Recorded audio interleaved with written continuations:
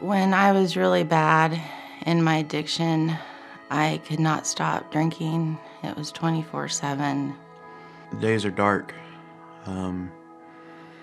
So much pain, so much agony, hopelessness.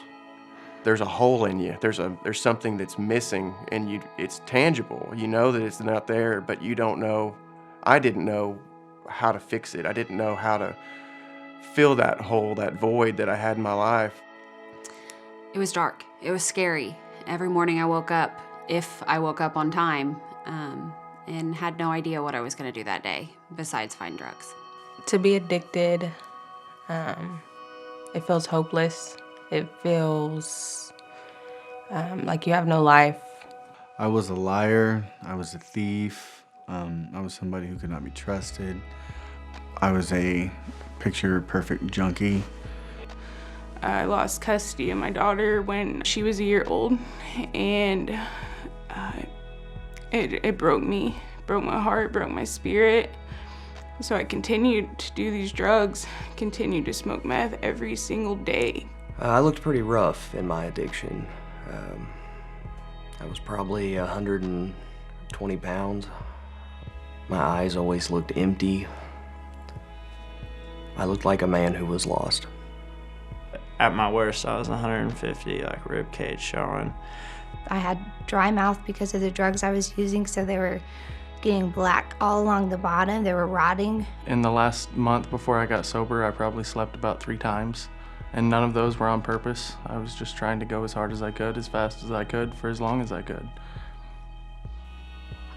I was bloody because I would hurt myself. It was a really horrible existence.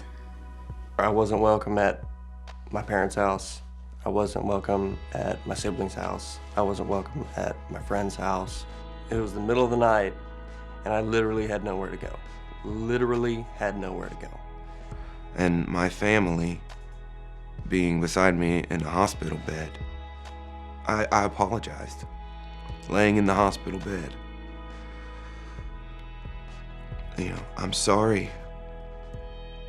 But until they figure out what's wrong with me, this is my medicine. And when I get out of this bed, I'm gonna go get high. I just was on my way to prison or death. I mean, the turning point was just me finally admitting I can't do this anymore, and I feel like I'm dying. So I got to the point where I didn't know if anyone could help me. I had already been offered a lot of help, and that's when I found out about Hope is Alive. I prayed for a way out, and it wasn't the one that I wanted, but it was right there. I had gone to my 3rd treatment center, and I started to see hope in the people around me. And then Lance Lang came down with Hope is Alive Ministries. I'll never forget that day. I started, looking for something different. I had no idea what that was, but it's led me to being here, and that's just, it's huge. It's huge. It's a good thing. But I think that the last straw was when I was in the hospital last. Just realizing that I can't do this on my own, and that this is bigger than me, because I've always thought I could handle it on my own.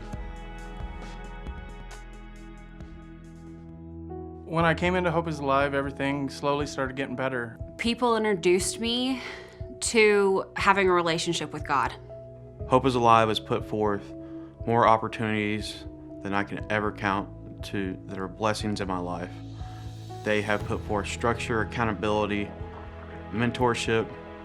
It's what I needed. I needed the structure, I needed the accountability. I knew that Hope is Alive is what I needed. Everything in my life changed. For the first time, I was actually staying clean and sober, not just going out, trying to figure out how to do it on my own. I've found meaning and purpose in my life through setting goals and meeting goals, through restored relationships with my family. Everything has changed. The biggest core change I've seen in myself from then to now is now I actually care about people. I get up on time. I have people that support me. I'm able to help my fellow brothers and sisters in sobriety smile again when I never thought that would be possible. I'm in a house with a bunch of guys that some of which are in places that I was in my life before, that I'm able to talk to about that and help. I plugged in to Hope is Alive, and I took all the suggestions that were given to me, and I did what I was told to do, and I got involved in the Word, and I worked on myself. It's really rewarding.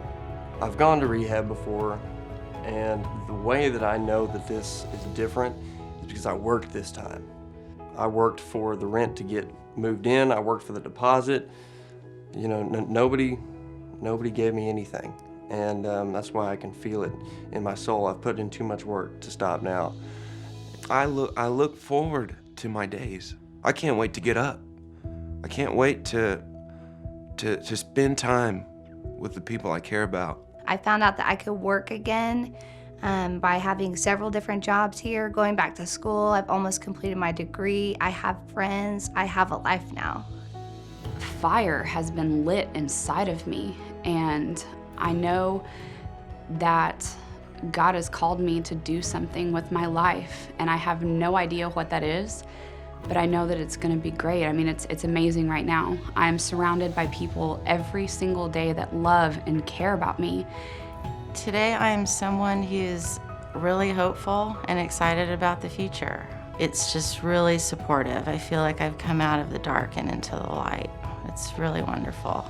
Today I am a loving woman of God.